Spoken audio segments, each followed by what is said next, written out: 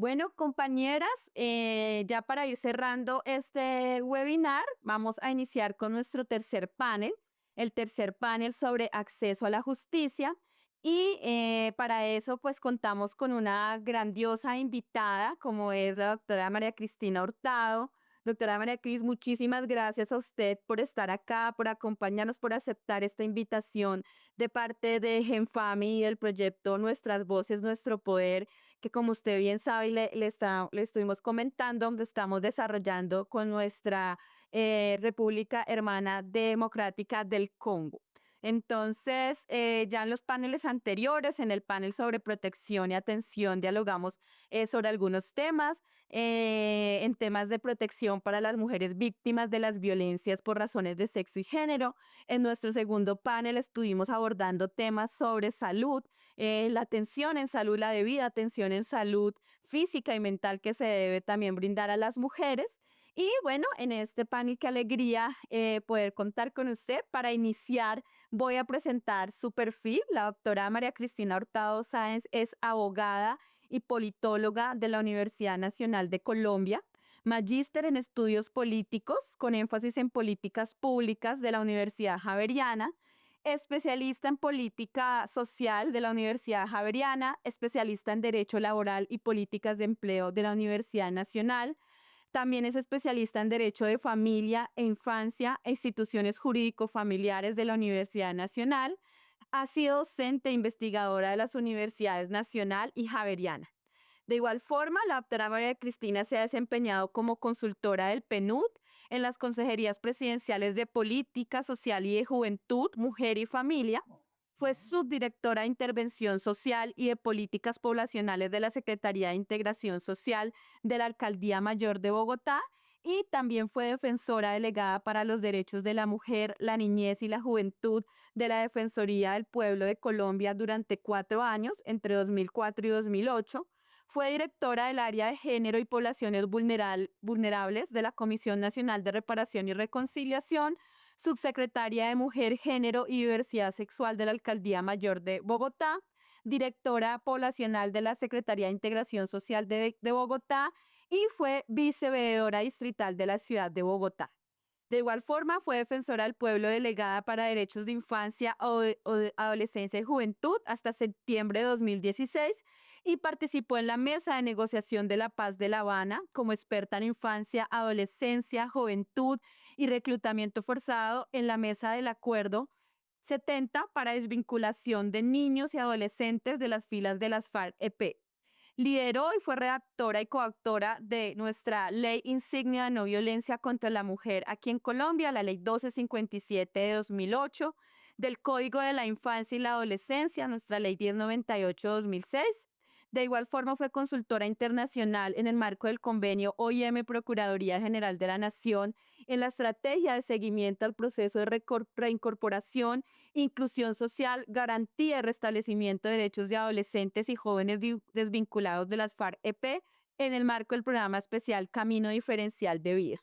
Actualmente, la doctora María Cristina es consultora nacional e internacional en derechos humanos de mujeres, niñas, niños y adolescentes, género, violencias y posconflicto. Es docente del curso de protección jurisdiccional de los derechos de niñas y adolescentes UNICEF de la Facultad de Derecho de la Universidad Diego Portales, Chile, y docente de los posgrados y maestrías en derechos de mujeres, justicia de género, infancia, adolescencia, familia y posconflicto de la Facultad de Derecho y Ciencia Política de la Universidad Nacional. Y asimismo, actualmente es columnista de la revista Ración Pública y escribe para los diarios del Espectador y El Tiempo sobre debates de coyuntura especializados. Entonces, como pueden ver, tenemos una invitada de lujo con toda la experiencia, todo el conocimiento precisamente en esta materia del acceso a la justicia y sobre todo de los derechos humanos y la garantía de derechos humanos de las mujeres y de las víctimas de las violencias. Entonces, doctora María Cristina, para comenzar y para que nos pueda saludar, de una vez le voy a formular la primera pregunta. Y es que usted nos cuente desde toda esta experiencia que usted tiene, ¿cuándo considera que podemos hablar de que existe una verdadera garantía del derecho de acceso a la justicia para las mujeres víctimas de las violencias por razones de sexo y género? ¿O qué condiciones usted considera que se deberían cumplir para que podamos afirmar que las víctimas están accediendo realmente a este derecho de acceso a la justicia? Entonces, adelante, doctora. Bueno, primero un agradecimiento muy grande a Genfami y al equipo de Genfami por esta invitación, a mi amiga y socia de causas, Erika Velosa, directora de esta institución histórica del servicio de los derechos humanos de los niños, de las niñas, de los adolescentes, de las mujeres en las condiciones de vulneración, de expulsión, de conflicto, etc. Entonces, pues primero es una pregunta compleja porque cuando hablamos de justicia, y más si estamos hablando en el marco del 25N, lo primero que tenemos que identificar es que la justicia es la injusticia, es la primera de todas las violencias. O sea, antes de entrar a determinar cuáles son las violencias más importantes y el comportamiento. Y sobre todo, cuál es la prevalencia de estas violencias y la forma como el Estado colombiano, a través de su aparato de justicia, actúa en prevención, en atención, en sanción y en garantías de no repetición, que serían pues realmente las instancias. Pues es muy importante, sobre todo para las compañeras extranjeras, las compañeras de la República Democrática del Congo. Y es que tenemos un conector absolutamente vital y doloroso, y es que Colombia lleva sufriendo las consecuencias en la violación de los derechos humanos, principalmente de las mujeres, las niñas y las adolescentes, debido a un conflicto armado de más de 60 años, lo cual ha llevado pues a una violación severa de derechos, pero que con toda seguridad vamos a encontrar en muchos, pero muchos lugares comunes. Existe entonces, la primera claridad que voy a dar es que existe una justicia administrativa donde encontramos esa violencia doméstica, esa violencia intrafamiliar, los delitos sexuales al interior de la familia, la cual miraré en una segunda instancia. Y existe otra justicia que es la jurisdiccional, que es la que encontramos administrada por los jueces, por los fiscales, por los magistrados, por las altas cortes. Y Colombia pues tiene 4 cortes muy importantes a donde llegan recursos, sobre todo que presentan principalmente las víctimas y que en alguna medida se han convertido de principalmente la Corte Constitucional en una corte iluminadora en la región. De hecho, pues yo llevo mucho trabajando en la institucionalidad, pero también con las organizaciones de mujeres. Y cuando uno va al exterior, lo primero que uno encuentra es la importancia de nuestra corte, ¿sí? En muchos de nuestros fallos que constituyen avances y lo veremos también, sobre todo cuando miremos en violencia doméstica que hemos podido avanzar, pero también es el marco del conflicto armado. Entonces tenemos esa justicia administrativa, esa jurisdiccional y tenemos una justicia transicional que tiene que ver con el proceso de paz, ¿sí? Y los procesos de paz que hemos tenido, primero con las autodefensas paramilitares, luego posteriormente en el proceso de paz con la FARC-EP, que es el más reciente, pero ya vamos a cumplir 9, 10 años, y me referiría a eso porque sé que el Congo pasa por un conflicto armado donde inevitablemente vamos a encontrar muchas cosas. Entonces, siempre haré la diferencia entre, perdón, esa justicia de la puerta para adentro y la justicia en el marco del conflicto armado, ¿sí? Eh, Hechas estas precisiones, entonces quisiera iniciar con las violencias, porque cuando uno habla de justicia realmente está hablando de cuando ya llega un derecho vulnerado, ¿sí? Hay un derecho humano, un derecho fundamental, un derecho a la vida, a la dignidad, a la integridad sexual que ha sido vulnerado. la prevención en nuestro país ha sido un completo fracaso. ¿Por qué? Porque la prevención tiene que ver ante todo con el cambio cultural, ¿sí? Y así como vamos a mirar, tanto en el marco del conflicto armado, aborto forzado, embarazo forzado, contagio, infecciones de transmisión sexual, reclutamiento forzado, etcétera. Los grandes agresores de explotación sexual en el marco del conflicto por parte de actores armados, eh, los actores, tanto armados como los actores familiares, los principales victimarios son varones. Y esto implica que existe, ¿sí?, una responsabilidad muy grande en el cambio cultural y en la transformación de masculinidades violentas, de masculinidades hegemónicas, pero también de feminidades que en alguna medida, ¿sí?, también han contribuido culturalmente, ¿sí?, al silencio, al miedo, ¿sí?, a la subordinación. Y esto solo se puede trabajar vía cambio cultural. Entonces tenemos un Ministerio de la Igualdad que lamentable poco y nada ha hecho en estos 4 años en la transformación de esos imaginarios, de esas prácticas principalmente de los varones. No veo una sola campaña institucional para buscar la responsabilidad de los varones en los feminicidios, en la violencia sexual, en la violencia vicaria, en la violencia en el marco del conflicto armado. Entonces, la prevención, cuando hablamos de justicia, creo que es un espacio donde hemos perdido mucho. Entonces, hablemos de la atención, de la sanción, de las garantías de no repetición. Pero quiero tomar entonces primero el conflicto armado interno. Como les digo, 60 años de conflicto armado, donde que es un fenómeno que afecta pues a todos, todas las ciudadanas, pero particularmente a las mujeres, a las niñas, a las adolescentes.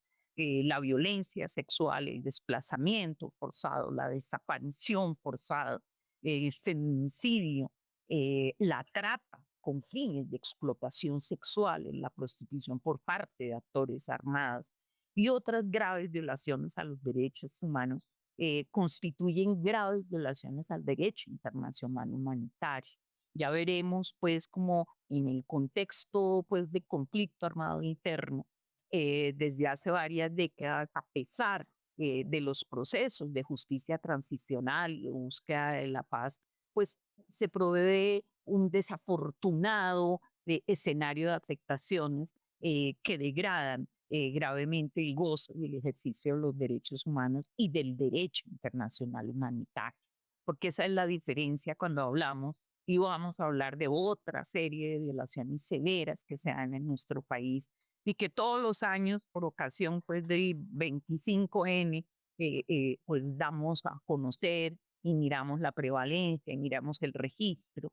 Pero en el marco del conflicto armado siempre las circunstancias de tiempo, de modo y de lugar, principalmente de la violencia sexual, puede constituir un acto de genocidio, un crimen de guerra o un crimen de lesa humanidad.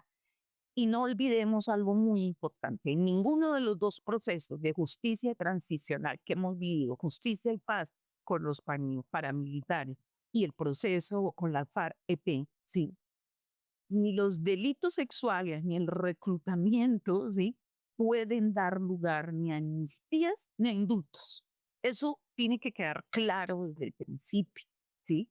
Porque ninguna justicia transicional, y en este caso ustedes saben que tenemos la JEP, pues la JEP abrió un macroproceso específico, el 011, para buscar precisamente la responsabilidad de los agentes de la FARC-EP, ¿sí?, en cuanto a violencia sexual y violencia en el marco del conflicto armado.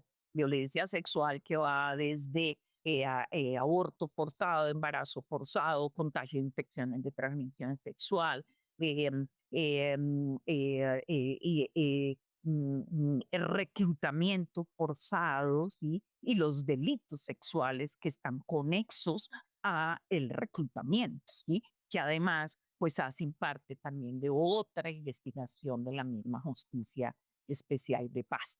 Pero la violencia sexual en el marco del conflicto, ante todo, evidencia la desigualdad histórica en las relaciones de los hombres, de las mujeres, de las personas, y sobre todo su concepto de sexualidad como propiedad, como una sexualidad violenta basada que obedece a la concepción de la mujer como una propiedad masculina en el marco del conflicto, y que ha sido invisibilizada históricamente. Solo realmente hace 100 años es que realmente estamos hablando de cómo la violencia sexual entra a ser parte de las graves vulneraciones al derecho internacional humanitario, de cómo los derechos humanos empiezan a incluir, y gracias al feminismo y a las grandes convenciones, Belén do Pará, CEDAW, Beijing,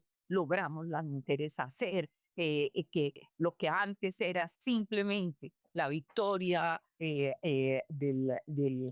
agresor en el marco del conflicto, y que el cuerpo de las mujeres fuera simplemente pues un triunfo y un regalo para el agresor, que se convirtieran en graves violaciones a los derechos humanos y al derecho internacional humanitario.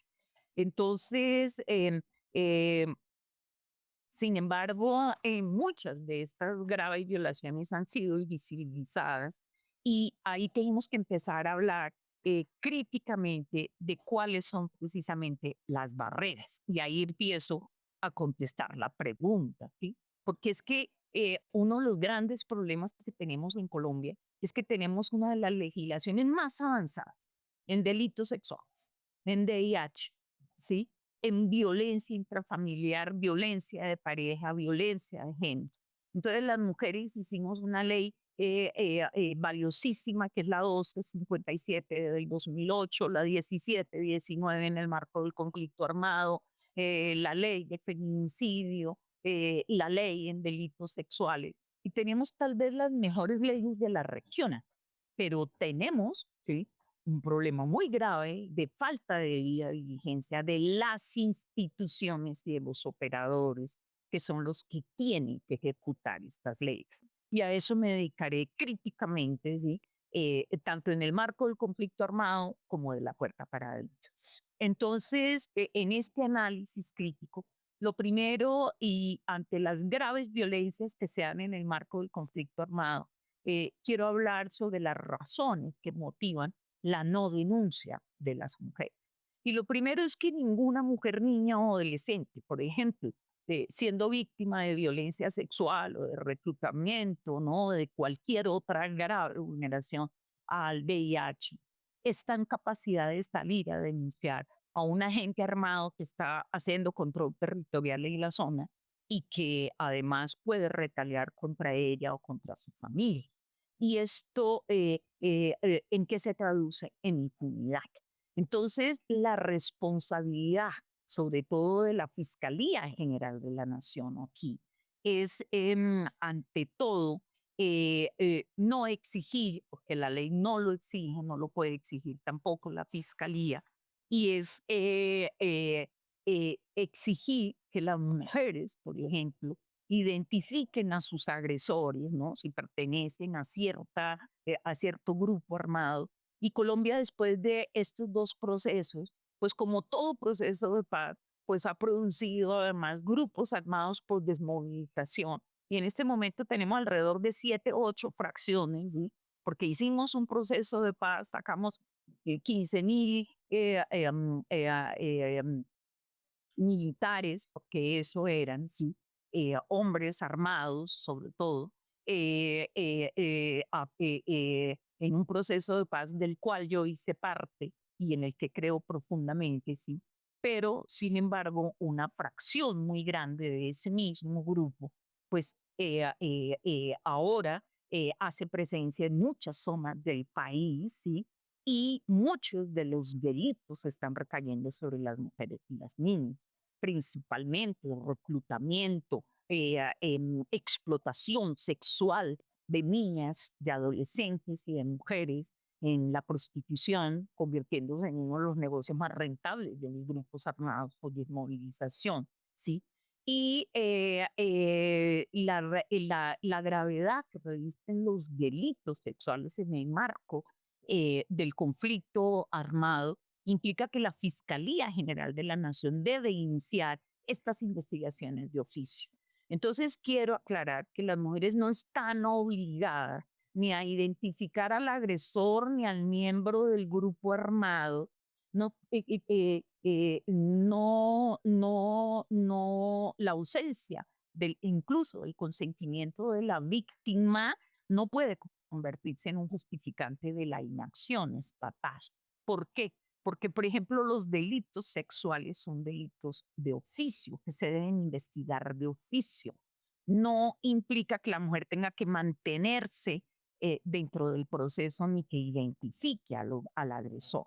Entonces, esa es la primera precisión, porque muchas veces las mujeres van a la fiscalía y lo primero que le dicen es, usted tiene que decirme cuál miembro del ejército o cuál miembro del grupo armado si fue quien la agredió sexualmente o la desplazó o le reclutó a sus hijos. Pues no, sí, en estos casos la carga de la prueba no es para la mujer, ni para la niña, ni para la adolescente. La carga de la prueba es para la fiscalía y es la fiscalía quien de oficio debe iniciar estas investigaciones.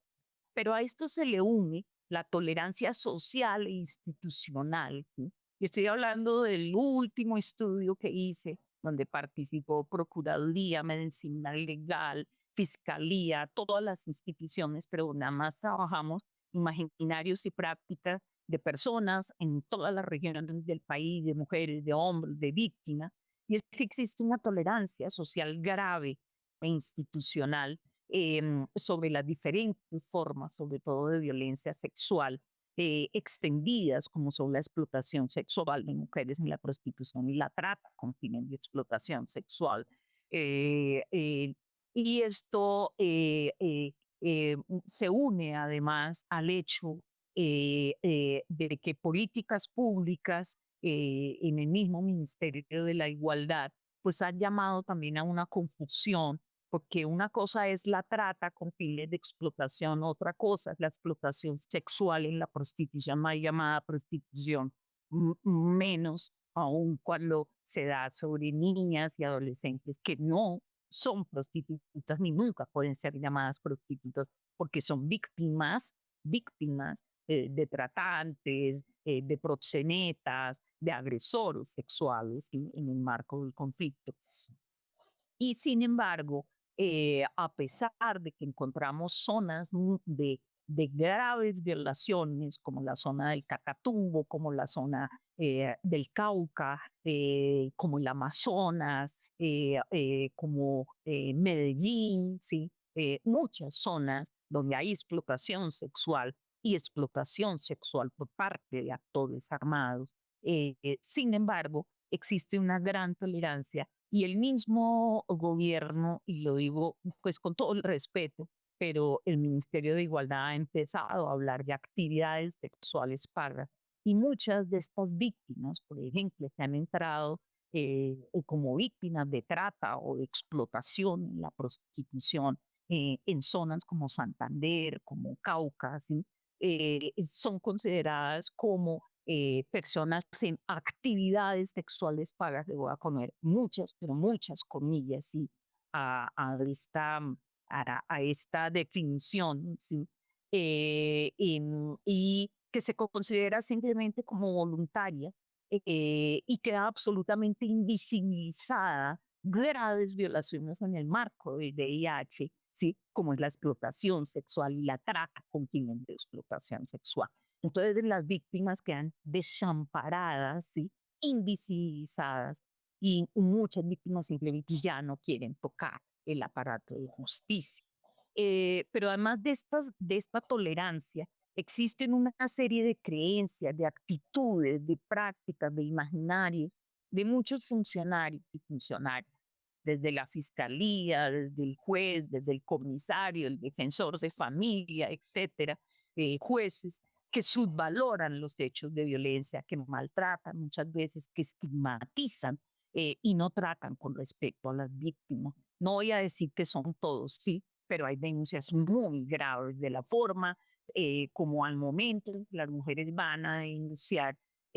Muchos de los funcionarios y funcionarios incluso muestran solidaridad con los agresores, utilizan un lenguaje que refuerza los estereotipos tradicionales de género, que ponen en duda el relato de las víctimas, que incluso las someten a un juicio moral previo, cómo iba vestida, usted qué hacía a esas horas, ¿sí? Cuando resulta que las mujeres en un país democrático como este deberíamos tener derecho no solo a usar la ciudad, sino a vestirnos como queremos, a vivir como querramos. Pero esto no solo se da en la violencia en el marco del conflicto armado, ¿sí? Y es usted qué hacía a esa hora, el racismo, el machismo persistente y los juicios de valor que se abstienen de adelantar muchas veces investigaciones diligentes, ¿sí? Pero también esto se une a un déficit en la formación de servidores públicos sensibilizados y de formación especializada en enfoque de sexo, en enfoque de género, en enfoque de infancia y adolescencia, ¿sí? Que son las principales víctimas tanto de la puerta para adentro como en el marco del conflicto armado. Eh, Muchas veces sometiendo a las víctimas a juicios de reproche, de estigmatización y de revictimización, lo cual genera muchas veces en el marco del conflicto, pero también de la puerta para adentro, en desistimiento por parte de las víctimas y contribuye a la impunidad. De hecho, ya lo miraré ahora cuando miremos las otras violencias, pero voy a mirar, sigo con el marco del conflicto, sobre todo para las compañeras del Congo, porque sé que muchas de estas barreras las tienen también ellas en su país. La imposición a la víctima, por ejemplo, de la carga legítima de identificar o de individualizar al agresor y de aportar elementos probatorios. Esto es ilegal, ¿sí? Esto lo tienen que hacer la justicia y quien está investigando la justicia, pero no las víctimas. Muchas veces, por ejemplo, no se le proporcionan a las víctimas para comprenderlo y conocer su condición de víctima, por ejemplo, de desplazamiento, de reclutamiento, de violencia sexual.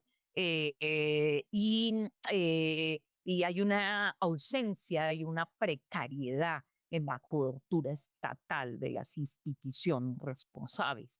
Y pues ustedes ya tuvieron esta mañana, creo que un análisis y lo han tenido todo el tiempo en cuanto a la atención en salud, en protección, pero en justicia, especialmente en zonas rurales. Quiero decirles que por ejemplo, en violencia sexual, ¿sí? Que es lo que más se produce en el marco del conflicto armado contra las mujeres y las niñas, y que está asociada además al reclutamiento forzado de niñas, de adolescentes y de mujeres. Quiero decirles que hay una ausencia total muchas veces de esquemas de protección a las víctimas. Entonces las víctimas pueden ir y pueden denunciar, pero después no tienen ningún tipo de protección. Entonces, tanto las defensoras de derechos humanos como las mujeres que trabajamos y trabajan en organizaciones de mujeres, pues están quedando absolutamente desprotegidas, porque después de ir a denunciar delitos como estos, acompañar a las víctimas, ¿sí? Y esto le está pasando en el país a muchas organizaciones que acompañan mujeres víctimas de delitos sexuales, de explotación en la prostitución, de trata, pues después estas condiciones de seguridad se les trasladan a ellas. Hay miles, ¿sí? De defensoras de derechos humanos con problemas de seguridad gravísimas. Muchas tienen que irse del país, muchas tienen cuando pueden esquemas de seguridad o si no son asesinadas y pues la doctora Fiorella que estuvo en la Procuraduría sí que lo sabe, pues todos los días recogemos muertas mujeres que han estado tanto en los procesos de paz como defensoras de derechos humanos. Entonces, los procesos de estigmatización, por ejemplo, que se hacen de las mujeres víctimas de delitos sexuales, que se hacen muchas veces por parte de los funcionarios, cómo iba vestida, porque estaba ahí, etcétera. Usted genera una relación previa con el agresor, cuántas relaciones sexuales, cuántos compañeros sexuales ha tenido, lo cual está prohibido por la Constitución, por la ley y por los protocolos de atención que hemos construido tanto las mujeres como la Fiscalía, como Medicina Legal y otras instituciones. Entonces, estos procesos de estigmatización por parte de los funcionarios refuerzan en las mujeres, en las niñas y en las adolescentes sentimientos de culpa, muchas veces sentimientos de vergüenza o la creencia de que ellas mismas provocaron el hecho, lo que cruza y afianza con sus propios contextos también de creencias religiosas, de estereotipos, de prejuicios morales. El mismo hecho, por ejemplo, de que entra una niña o una adolescente principales víctimas de violencia sexual y de explotación en un marco del conflicto por parte de los actores armados y entran al sistema de salud y no se les da la información, ¿sí? De que después de una violación pueden acceder, ¿sí? Y que la ley las ampara a una interrupción voluntaria del embarazo. Eso, por ejemplo, es absolutamente importante y no siempre se da esta información. Las cargas generadas a las víctimas para hacer denuncias, participar en procesos y acceder a la justicia, lo que tiene que ver con tiempos de desplazamiento. O sea, ir a denunciar a un actor armado, ¿sí? Es ya meterse en problemas.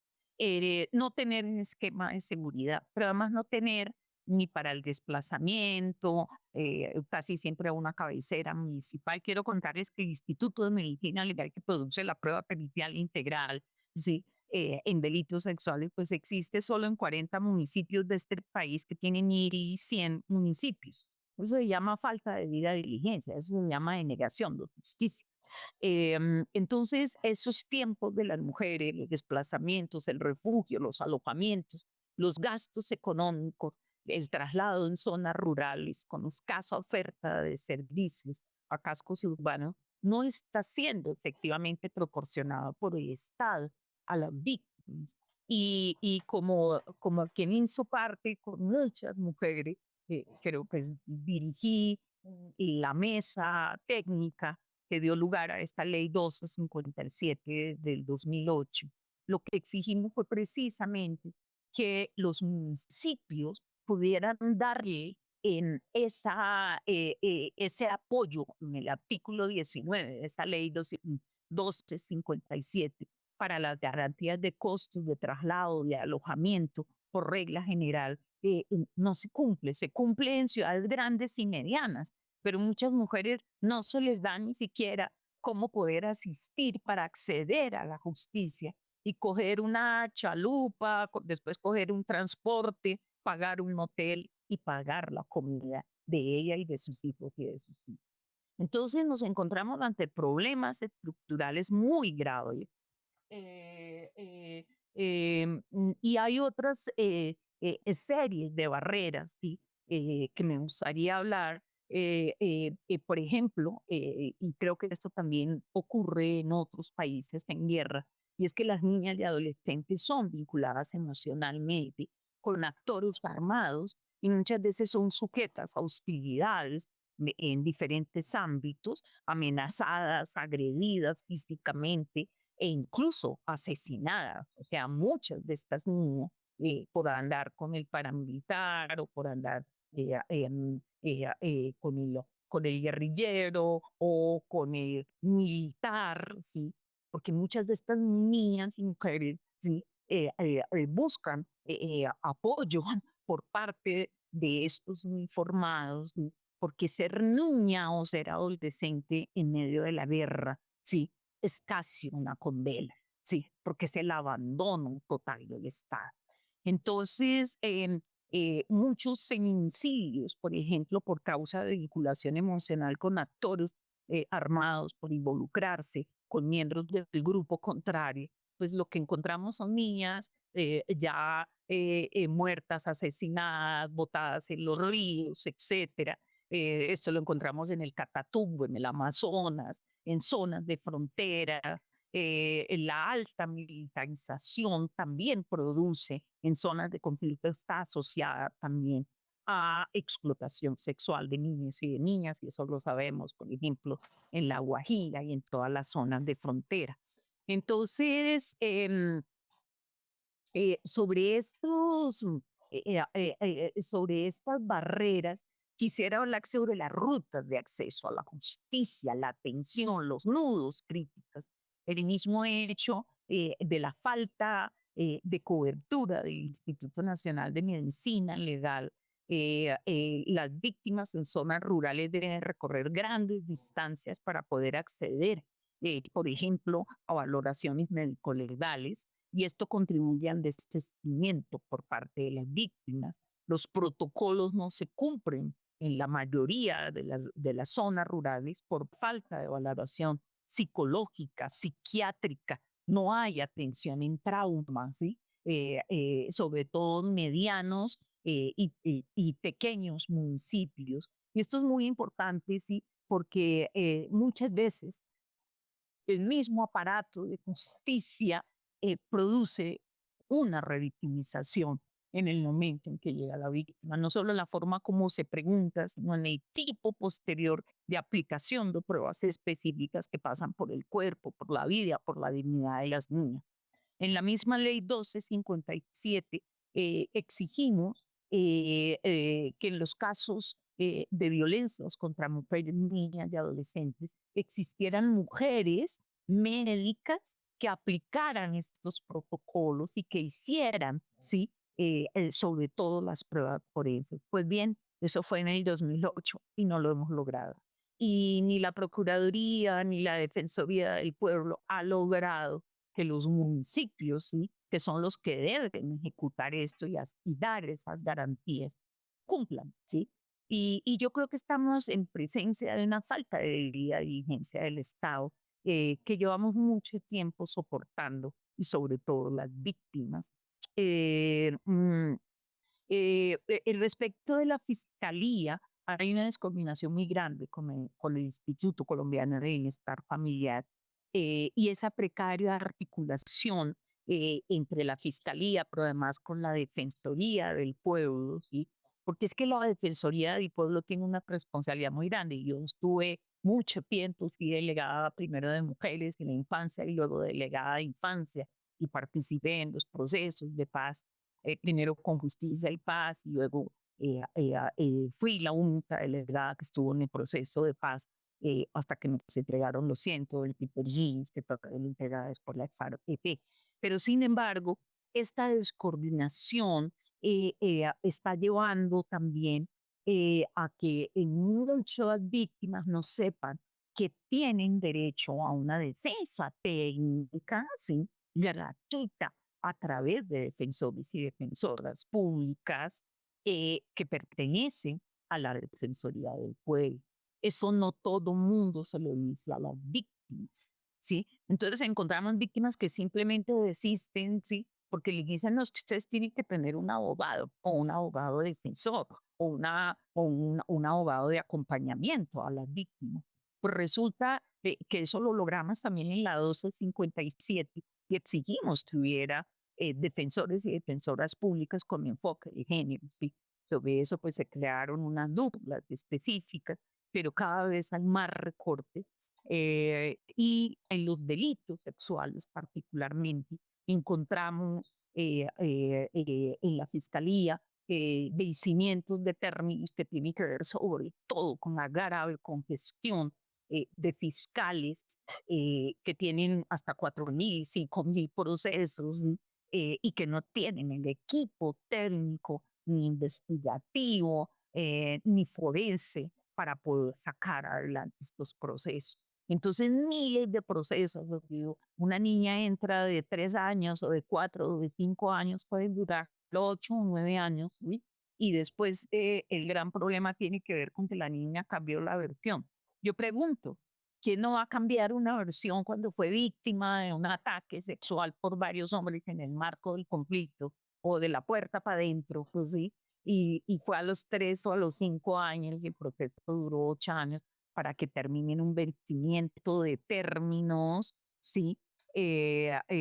O termine en un principio de oportunidad. Porque hay algo terrible, se lo comentaba pues a la doctora Fiorella, y es que yo tuve desde la Defensoría del Pueblo pues, estuve mucho tiempo que pelear para que la violencia intrafamiliar, por ejemplo, dejara de ser desistible, querellable, conciliable y escarcelable. Y eso lo logramos. Y sin embargo, de un momento a otro, ahora, esa misma violencia intrafamiliar, sí, se le está aplicando un principio de oportunidad, con una perspectiva muy, yo diría, de descongestión, porque pues, los despachos están absolutamente reventados con la violencia intrafamiliar. Eh, pero yo creo que se debe priorizar primero la seguridad de las víctimas. ¿Por qué logramos que no se pudiera conciliar? Justamente porque uno no puede poner a una víctima y a un victimario en igualdad de condiciones a llegar a un acuerdo. Es que nadie tiene que, ni ninguno, y mucho menos una mujer, llegar a acuerdos con su agresor. Y ahora resulta que tenemos principio de oportunidad en la Fiscalía General de la Nación, donde se hacen audiencias masivas, ¿sí? Con agresores y víctimas, llegando a acuerdos donde usted no me vuelve a pegar, yo le pido perdón, etcétera. La pregunta que yo hago es, ¿será que en los municipios medianos ni en los municipios pequeños existe una fiscalía que esté en capacidad de hacer los seguimientos a estos acuerdos y volver a dejar libre a un agresor después de que la víctima lo denunció? Yo creo que estamos poniendo en peligro a muchas mujeres y a muchos niños y niñas, porque el Estado colombiano y menos la Fiscalía, que es lo que yo creo y creemos muchos, acabo de salir, y le decía también a la doctora Fiorella, de un curso muy bueno que tuvimos, donde participaron muchos fiscales y fiscalas de este país. Y una de las grandes discusiones que vimos fue eso de la pertinencia de este principio de oportunidad, y quedó absolutamente claro que era muy peligroso, ¿sí? Sobre todo en lugares donde no hay posibilidad de hacer el seguimiento para mirar el riesgo feminicida, ¿sí? Entonces, pues creo que podemos tener todos los protocolos de atención, podemos tener las mejores leyes, ¿sí? Eh, pero sin embargo, si involucionamos y si seguimos involucionando, pues realmente son las víctimas las que van a pagar. En el sector salud, pero creo que ustedes ya lo miraron, pues muchos problemas también con esta 1257, porque realmente la provisión de transporte y alojamiento para las mujeres víctimas que no acceden a la ruta integral en salud, porque no tienen cómo trasladarse, ¿sí? Entonces, ahí es muy importante esta responsabilidad, sobre todo con los municipios, eh, para que se cumpla con este apoyo a las víctimas, o si no, vamos a seguir contando ese 98% de impunidad. Y sobre la justicia transicional, pues tenemos un macroproceso abierto, ¿sí? Que es el 011, ¿sí? Donde pues hay que buscar patrones, donde miles de víctimas, mujeres, niñas, se atrevieron a ir a esta justicia transicional, donde la violencia sexual pasó por el aborto forzado, el embarazo forzado, el contagio, infecciones de transmisión sexual, ¿sí? La desnudez forzada, el reclutamiento forzado, y donde pues esta jurisdicción tendrá que entregarnos también resultados, sino con un enfoque de género, con un enfoque de sexo, con enfoque también pues interdisciplinario, porque no solo quienes estudiamos el derecho somos los que debemos aplicar la ley, Por eso uno de los grandes problemas de la infraestructura, de la falta de infraestructura, del apoyo, principalmente en la atención a violencias contra mujeres, niñas y adolescentes en este país, es la falta de arquitectura institucional. Entonces, quiero dejar ahí en el marco del conflicto armado interno y dejar clara, jamás ninguna de estas graves violaciones pueden ser motivo de acuerdos y de negociaciones, ni en el marco de la justicia transicional pueden dar lugar a amnistías o indultos. Si no se resuelven en el país, tendrán que ir ante la Corte Penal Internacional. ¿Listo? Dejo ahí para ahora sí entrar, ¿sí? Entonces, era María Cristina, no, pues le quería agradecer por todo este amplio panorama que nos hace, pues gracias porque pues todo su conocimiento y su experiencia la están escuchando en este webinar muchas lideresas y organizaciones de mujeres, tanto aquí en Colombia, principalmente en Nariño, en el Putumayo, pero también las compañeras de la República Democrática del Congo, que como usted bien decía, pues compartimos primero pues ese deseo y esas ganas y ese activismo por lograr una vida libre de violencias para las niñas y las mujeres, pero donde lamentablemente también compartimos muchas de las violencias que se cometen contra nosotras las niñas y las mujeres y además en el marco del conflicto armado. Entonces, gracias por hacer, como traer ese contexto del conflicto armado, con ocasión del conflicto armado, donde usted ya nos ponía de presente muchas de las violencias que se cometen y que lo hemos venido hablando en el marco de este proyecto Nuestras Voces, Nuestro Poder.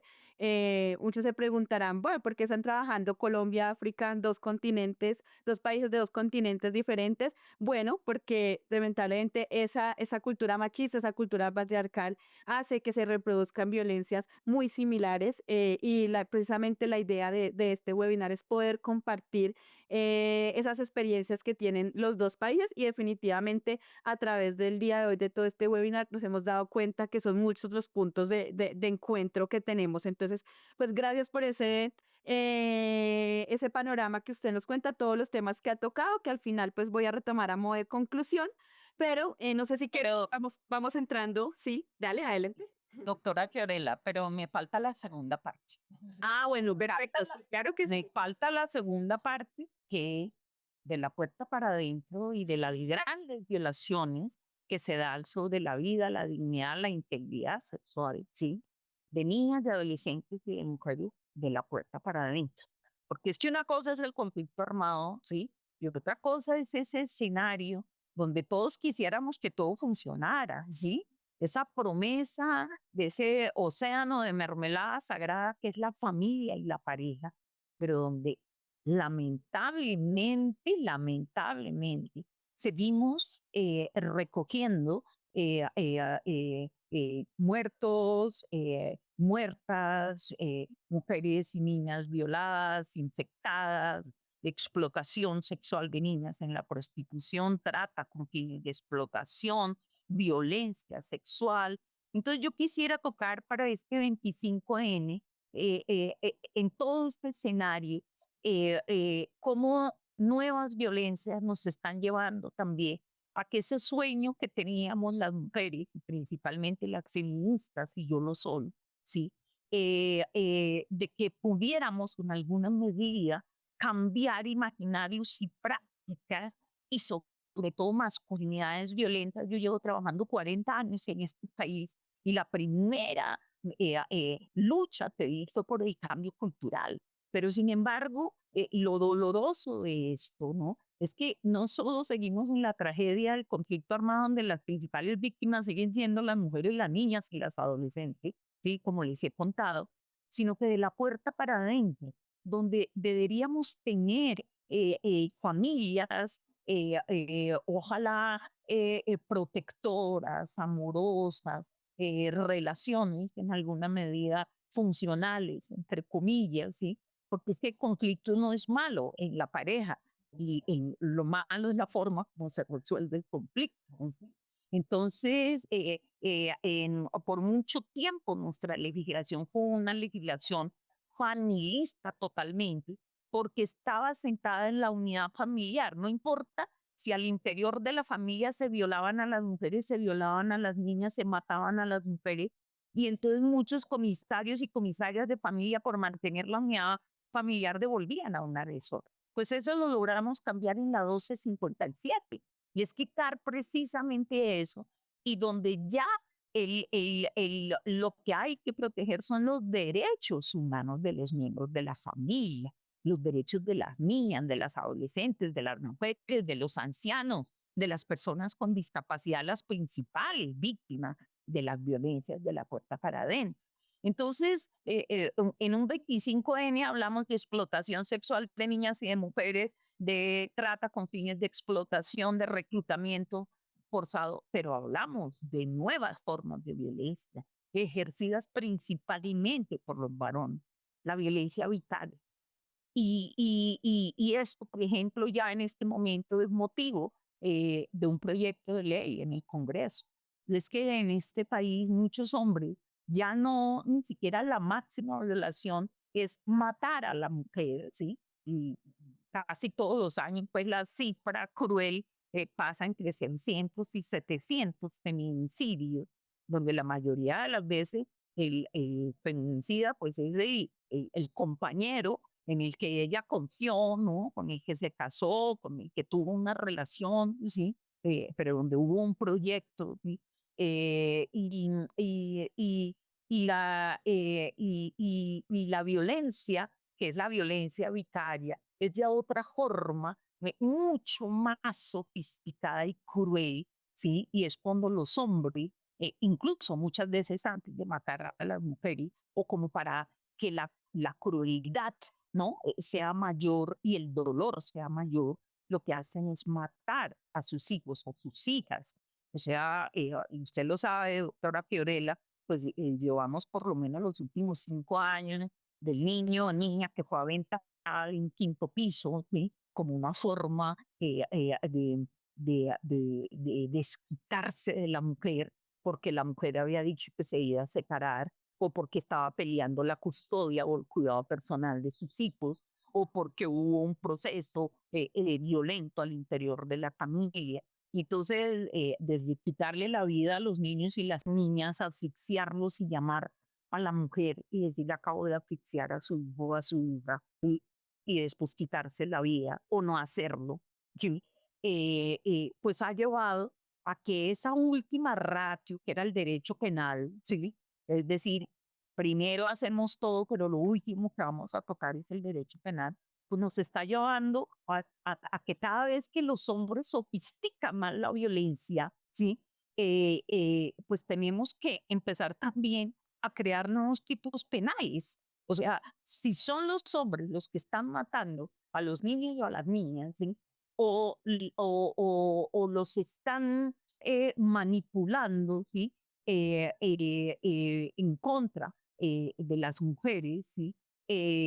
O les están haciendo daño física y emocionalmente como una forma de desquitarse de las mujeres, porque las mujeres rompieron el vínculo o se van a separar o se van a ir o los denunciaron, pues entonces tenemos que empezar también a crear nuevos tipos penales. Entonces, yo quiero que hablemos de esto, porque en Colombia, por ejemplo, el síndrome de la alienación parental, ¿sí?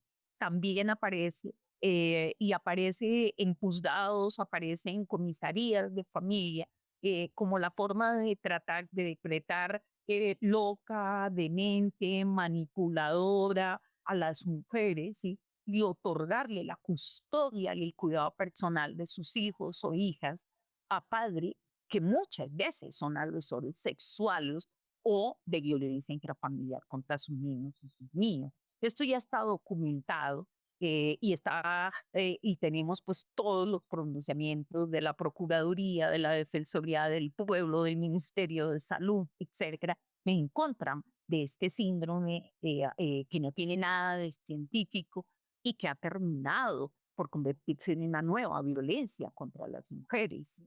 Entonces yo podría hablar de la violencia institucional y tenemos una Corte Constitucional que por fortuna ya logra en el marco de procesos donde las mujeres inician esa carrera que yo llamaba la carrera de la muerte, ¿sí?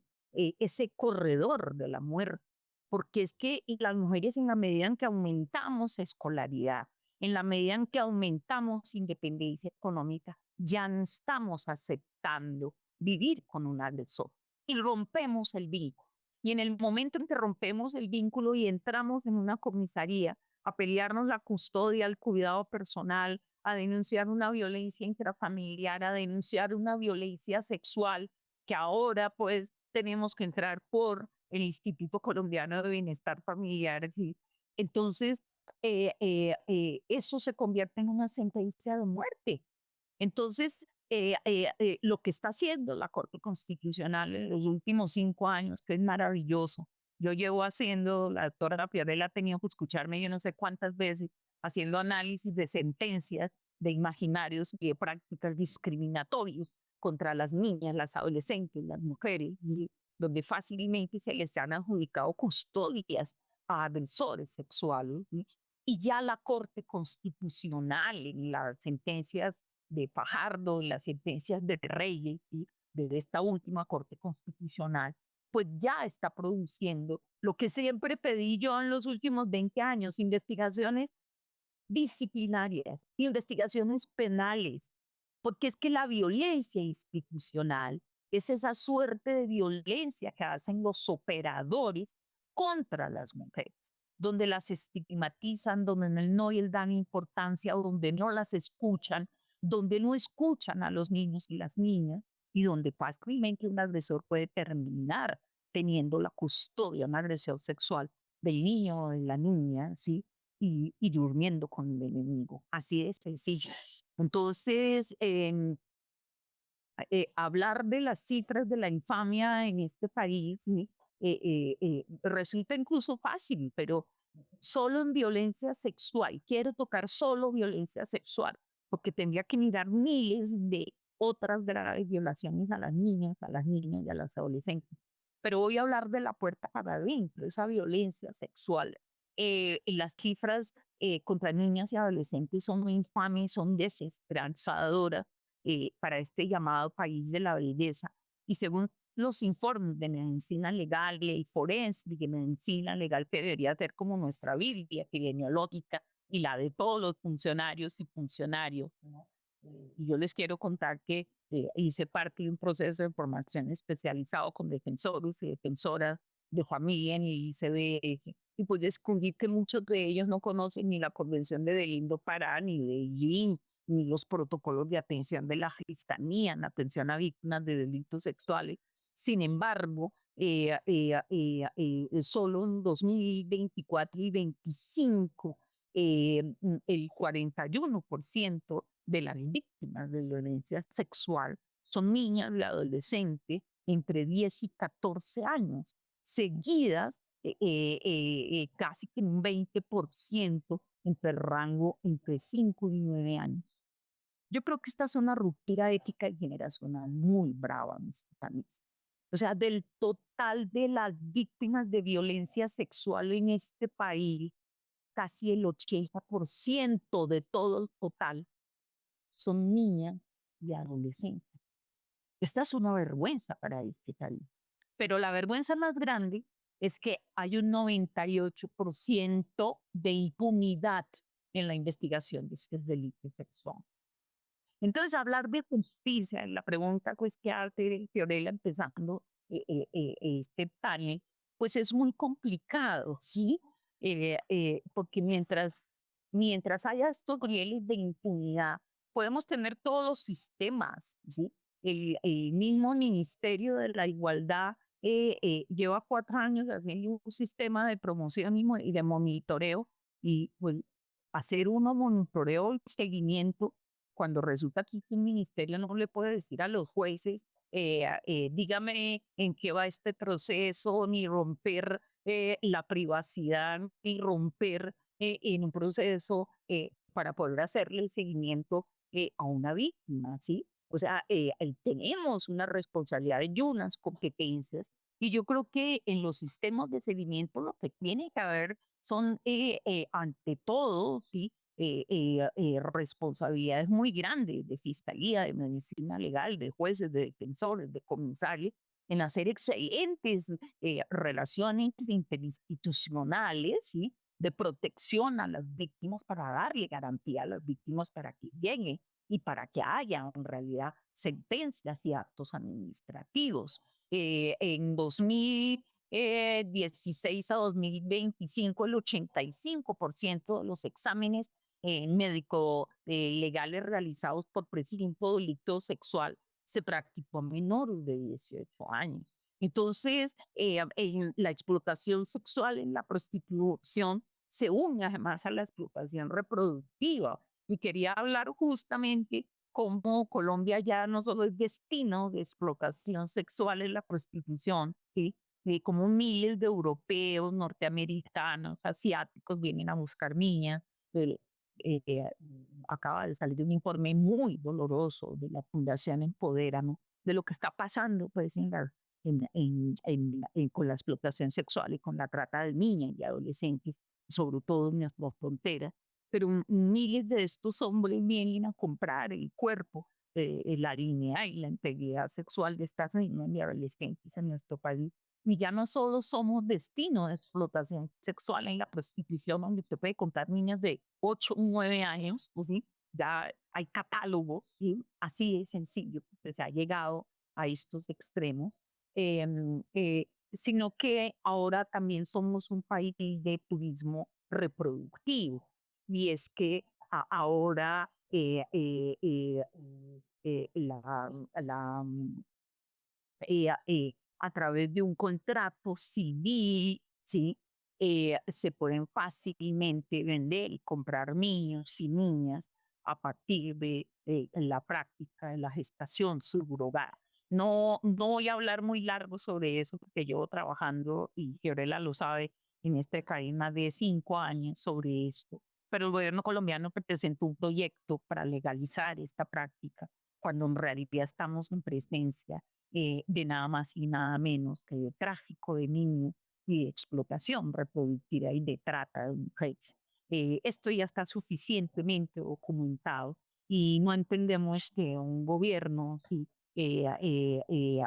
haya insistido en presentar un proyecto de ley cuando lo que hay es no que reglamentarla, sino que prohibirla y convertirla en lo que es un delito de trata y un delito de tráfico de niños y de niñas.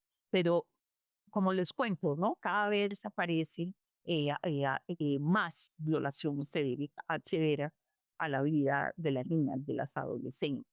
Y a esto se une los medios de comunicación, ¿no? Y es la forma como los imaginarios se van creando en los jueces, en los defensores, en los comisarios. Yo trabajo en mis cursos en la Universidad Nacional, cómo vamos creando, ¿sí? A través de las diferentes medios de comunicación, de la música, de mátala, mátala, mátala, hasta Ingrata, ¿no? De Café Tacuba, que fácilmente puede terminar diciendo, porque si no te voy a pegar 2 balazos y voy a ir a tu funeral. O Karol G, ¿no? Diciendo tenemos mujeres ecuatorianas, colombianas, como la quiere, ¿no? Etcétera, y haciendo un llamado a la explotación sexual de mujeres en nuestro país. Y esto va creando una serie imaginaria donde después preguntamos, pero ¿por qué los hombres están haciendo esto? ¿Sí? Es que estamos moldeando una serie de masculinidades absolutamente agresivas, donde entre las niñas estén más borrachas, más dopadas, hayan consumido más drogas, como lo dice los reggaetones en nuestro país.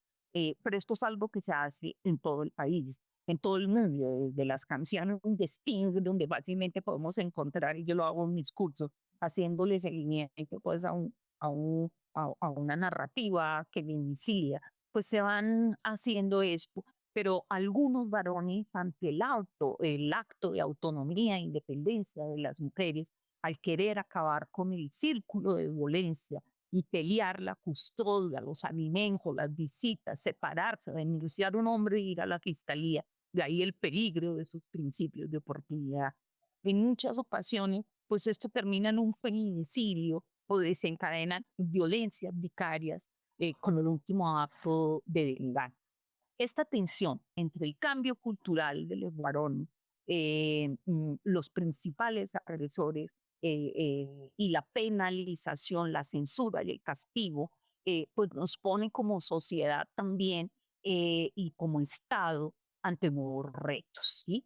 O vamos a seguir penalizando o vamos a cambiar desde la socialización más temprana a ese niño en el momento mismo en que utiliza la violencia para resolver un conflicto, o vamos a decirle a nuestros hijos, usted no va a comprar mujeres porque es que las mujeres no se compran, ¿sí? O vamos a denunciar las graves violaciones de derechos, pues, sí, muchas veces asumiendo que el mismo Estado no nos va a acompañar. Si bien necesitamos un derecho penal fuerte, también necesitamos un derecho de familia fuerte y un derecho civil fuerte que produzca sentencias ejemplarizantes, actos administrativos ejemplarizantes.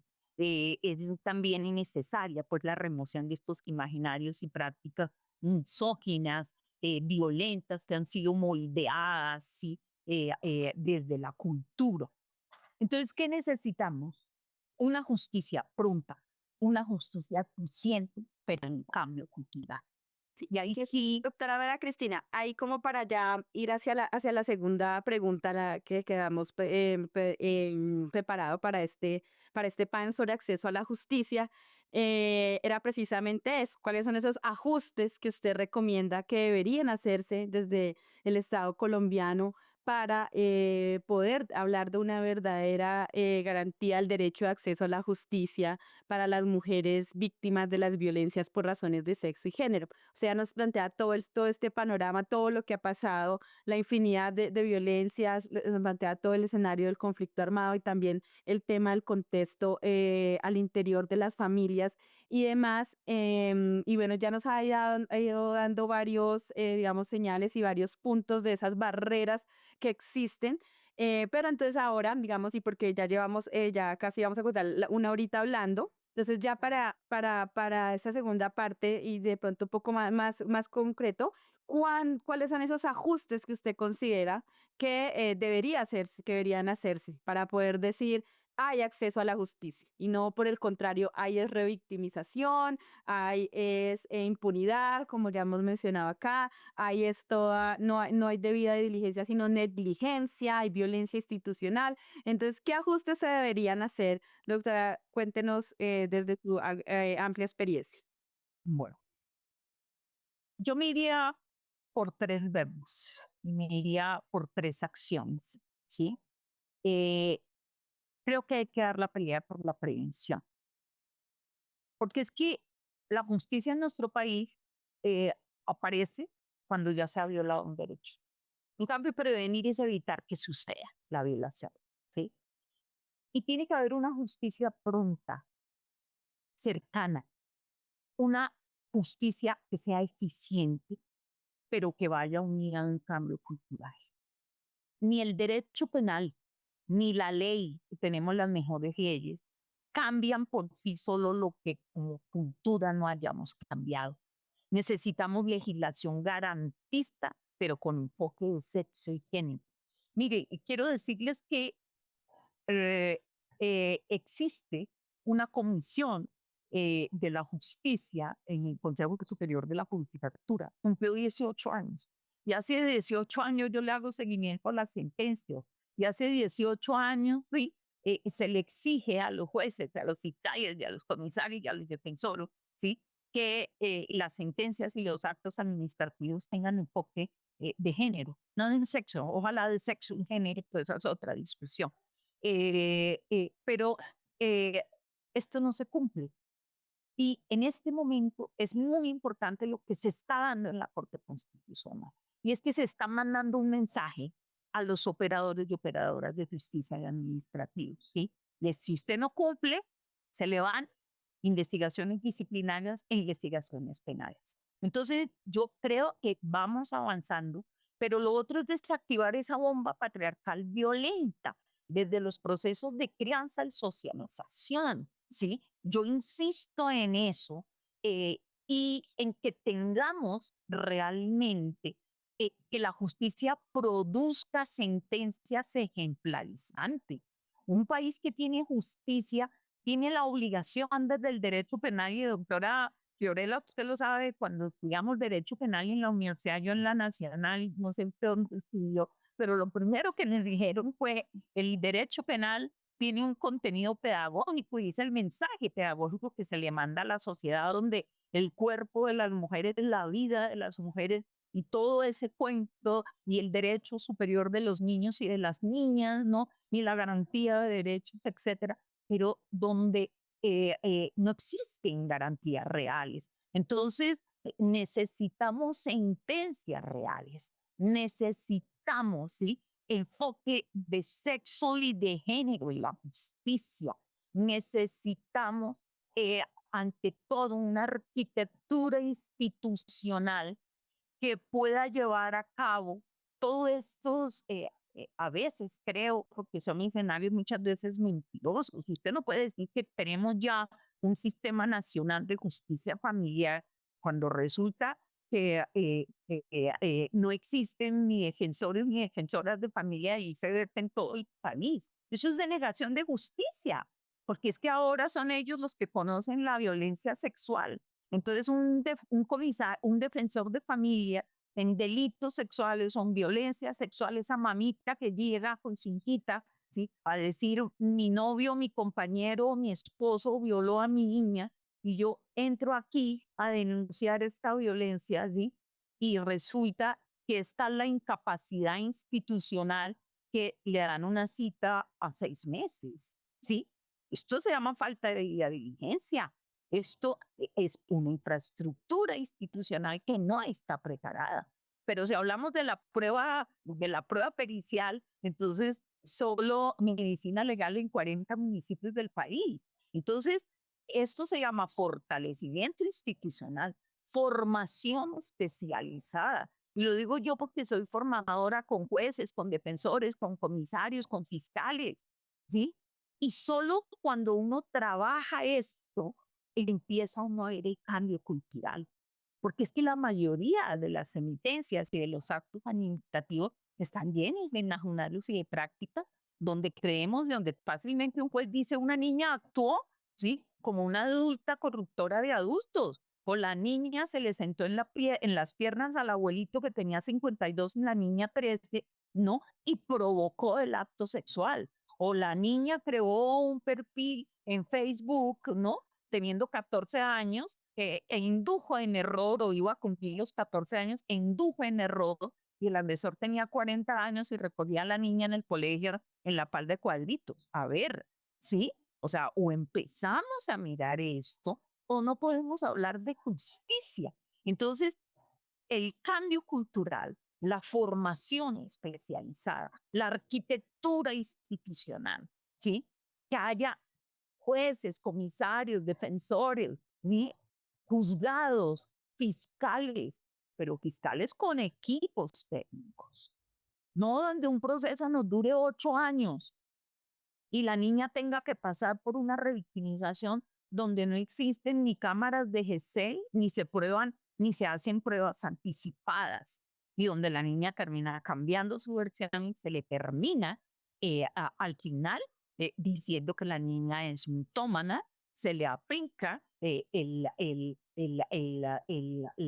la prueba psiquiátrica a la niña y no al agresor, porque esto ocurre en muchas de los seguimientos a sentencias que yo he hecho. Entonces, por último, este es un país que considera, por ejemplo, que las niñas son víctimas de delitos sexuales hasta los 18 años y específicamente de los 14 años hacia abajo, así sea con su voluntad, es un delito sexual agravado, ¿sí? Pero después de los 18 años, gracias a políticas como las políticas de la mal llamada, a ponerle hartas comillas, en actividades sexuales pagas, entonces ya las niñas no son víctimas de explotación ni de trata, sino que son trabajadoras sexuales. Entonces, quiero dejar esto, ¿sí? Porque todos los de 25N hablamos, Naciones Unidas nos dice el 50% de la violencia machista va en aumento, en un 50%. Los feminicidios aumentan en todo el mundo. Casi una de cada 3 mujeres y niñas en el planeta sufrirá violencia física o sexual. Esto es una sentencia de muerte. ¿Sí? ¿Y por qué? Y la pregunta por la responsabilidad de los varones, ¿quién la está haciendo? ¿Cuál es la propaganda en televisión del ministerio o del de justicia o el de salud o el de la igualdad que le esté diciendo a los hombres, oye, ¿cuál es tu responsabilidad en un feminicidio o en una violencia sexual? ¿Por qué no construyes relaciones equipotentes y equitativas con mujeres de tu edad y no con niñas? Porque aproveches de una vulnerabilidad. Yo creo que eso se llama justicia también, ¿sí? Porque el amor no mata, doctora Fiorella. Yo creo en el amor y creo que el amor es la mayor el mayor regalo que tenemos los seres humanos, principalmente los niños, las niñas, ¿sí? Los seres humanos, pero la misoginia sí mata, ¿sí? Y produce muertos todos los días, feminicidios, violencia vicaria, violencia sexual.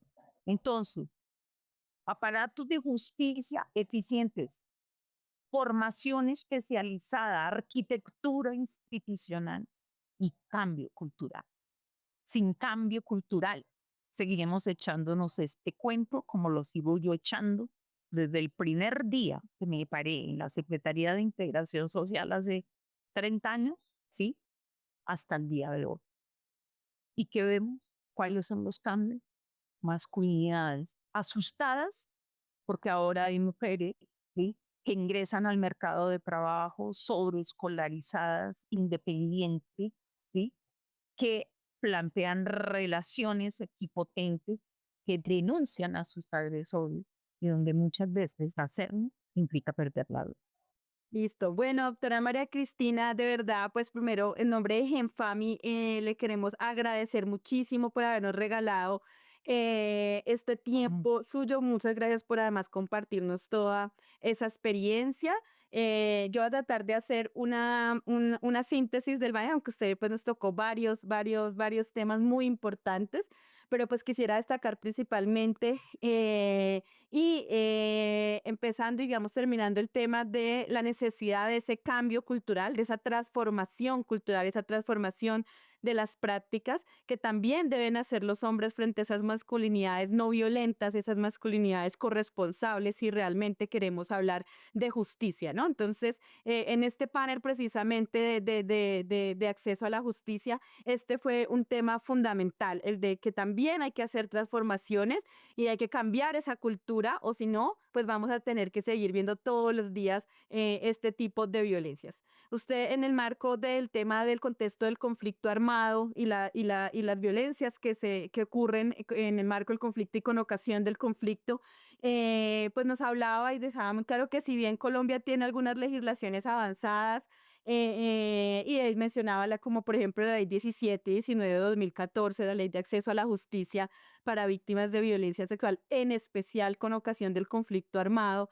que son normas pues tan importantes y grandes ganancias que hemos logrado las mujeres y las luchas feministas, diría yo, pero sin embargo, pues una cosa es lo que está en la ley, el texto, y otra cosa es la realidad y lo que se vive, y mencionaba muchísimo todas esas barreras que sufren las víctimas, cómo se les imponen las cargas, ¿no? De muchas veces hasta de imponerles decir quién fue el grupo que incurrió en estas violencias, cuál fue, y que muchas veces se llega hasta más, ¿no? He escuchado acá donde les preguntan hasta cómo iba vestido el agresor o hasta su nombre, cuando sabemos que una víctima pues no tiene por qué tener estas cargas que pues lo que hacen es revictimizarlas y generar más injusticia.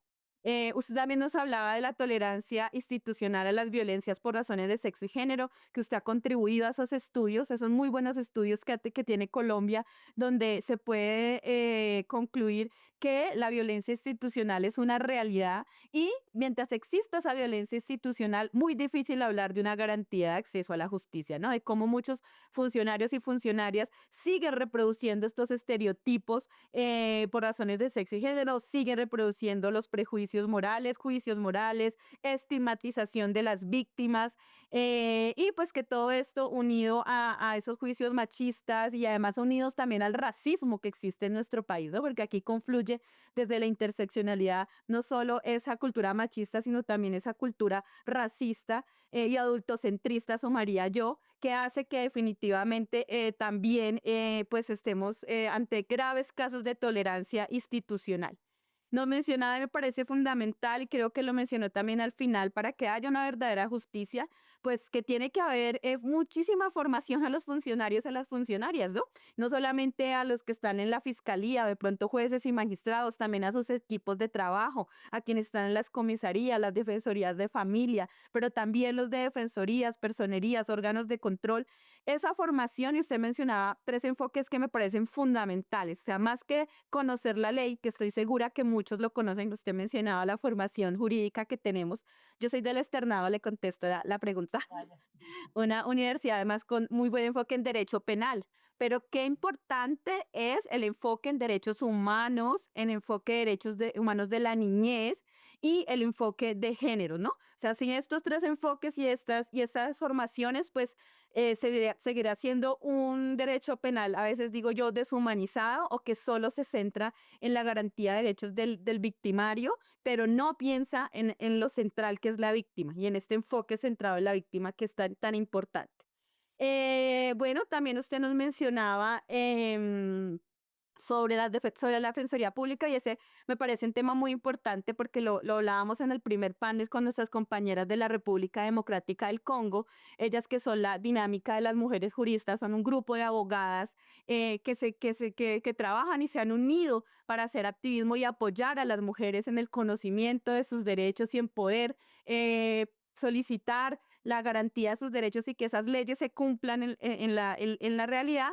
Y pues todas ellas como abogadas y teniendo, digamos, de la mano estas herramientas jurídicas, nos hablaban de eso, de la importancia de contar con defensores formados y defensores también para las víctimas. Y usted nos hablaba de esa muy buena acción que también tiene la Defensoría del Pueblo, ¿no? También contamos y deberían todas las víctimas poder contar con estas defensas o estas defensorías públicas para las víctimas.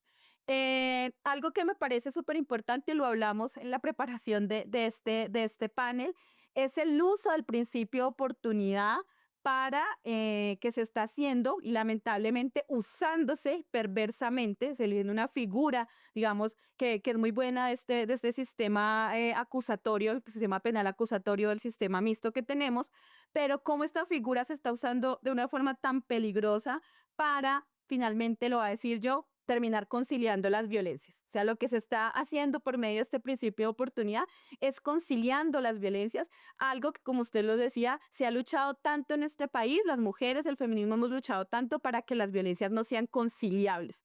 Sin embargo, vía principio de oportunidad y lamentablemente y también tengo conocimiento de casos donde se les está invitando a las víctimas y a los victimarios a conciliar las violencias vía principio de oportunidad. Entonces, eso también usted lo mencionaba, me parece muy importante. También mencionaba ya en el marco de la justicia al interior de la familia, ¿no? Y que bueno, por lo menos hemos logrado que la sociedad entienda que la violencia que ocurre al interior de la familia no solo es un problema privado de puertas para adentro, sino que es un problema público que debemos atender también y que se debe atender desde las instituciones.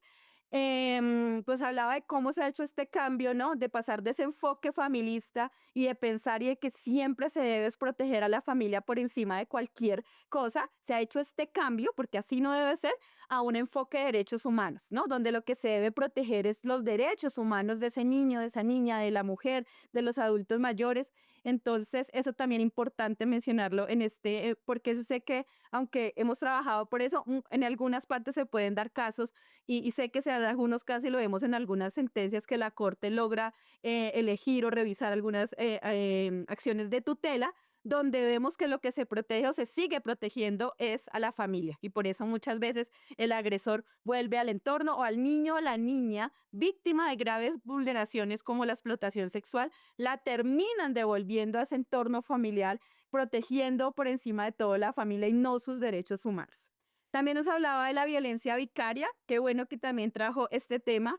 Definitivamente una violencia, como usted lo decía, de las más crueles, de las más crudas, donde se instrumentaliza a los seres más amados y más queridos por la mujer para hacer como ese acto de venganza, por decirlo así, para poder mandar un mensaje de represión, para poder seguir normando el cuerpo, la vida y la libertad de las mujeres a través de sus seres más queridos y cómo debemos avanzar muchísimo en poder legislar y poder tener claridad sobre este tipo de violencia.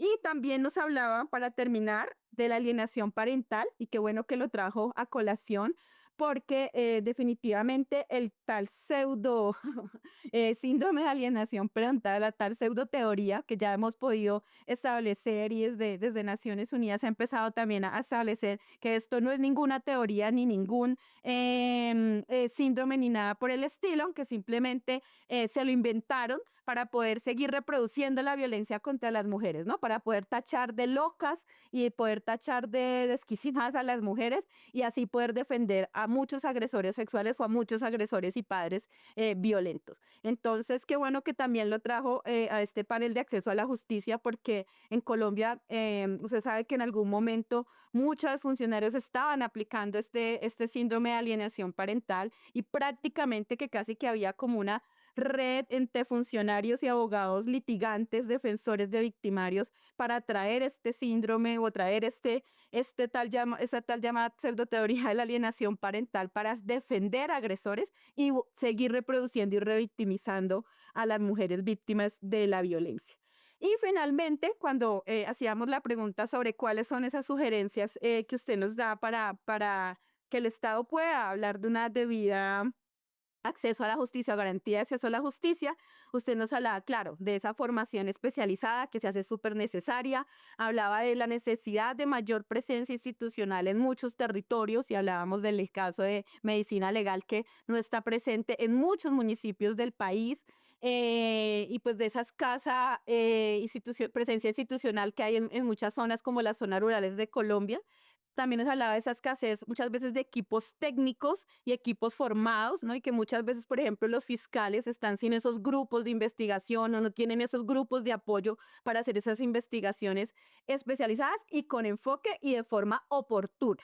Entonces, y finalmente cerraba, y creo que me parece lo más valioso de todo esto que hemos conversado aquí, doctora María Cristina, de que no había justicia si no hay transformación cultural, si no hay transformación de toda esa cultura machista y patriarcal en la que lamentablemente está y que atraviesa toda la vida de las niñas, las adolescentes y las mujeres. Entonces, no sé, doctora María Cristina, sí, para ya terminar, quiero dejar el último mensaje, 30 segundos, para todas las mujeres que están siguiendo este webinar en el marco de estos 16 días de activismo, de esta conmemoración de la no violencia contra la mujer. El último mensaje ya para despedirnos y vuelvo y le agradezco por estar acá. Mm. No, el resumen excelente, doctora Fiorella. Qué bueno pues, que haya podido tocar cosas medulares.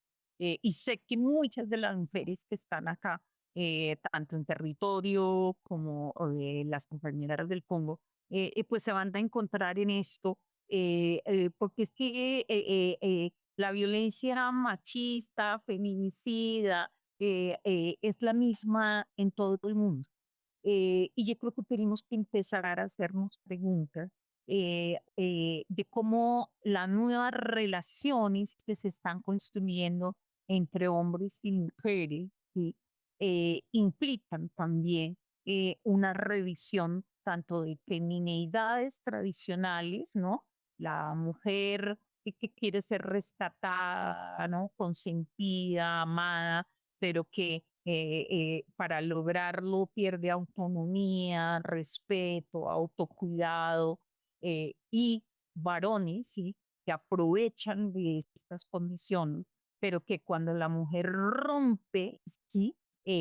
con este círculo y cuando el hombre pierde el manejo de la relación de poder, la reacción aquí, en París, en Londres, en Argentina, es la misma.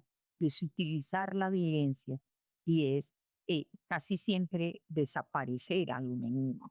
El enemigo es la mujer. Y eso es misoginia. Eso es precisamente creer que las mujeres, las niñas y las adolescentes valemos menos, ¿sí? Entonces, creo primero que como Estado tenemos una responsabilidad enorme para quienes están en el Estado. Y creo que las organizaciones sociales de mujeres, el feminismo, tienen que volver a acordarse que las principales víctimas siguen siendo niñas y adolescentes. Sí, que el feminismo no empieza cuando las mujeres cumplen 18 años, que las principales víctimas son niñas y adolescentes. Y ahí, sí, ahí tenemos que ser absolutamente feministas. Y el feminismo es igualdad. Y el feminismo es el bastión de la defensa y protección de los derechos humanos. No podemos ser ni comisarios, ni defensores, ni jueces, ni fiscales, ni procuradores, ni, ¿no? Ni defensores, etcétera, si no somos primero defensores de derechos humanos. Y en este caso, defensores de derechos de las mujeres y de las niñas, ¿sí? Pero con formación especializada. Porque eso no es pobrecita la niña, pobrecita las mujeres, o que el alcalde de turno salga a decir por esto, por qué no se cuidan, pero por qué mandó a la niña a comprar a esa hora, ¿no? Y entonces mataron a la niña. Y de nuevo todas estas visiones donde la responsabilidad se pasa de nuevo a las mujeres. Un abrazo, muchísimas gracias y me hubiera gustado mucho poderlas escuchar sobre todas las mujeres de la región. Muchas gracias. Bueno, muchísimas gracias a usted, doctora, y muchísimas gracias a todas las personas por acompañarnos. Así cerramos este tercer panel de acceso a la justicia. Que esté muy bien.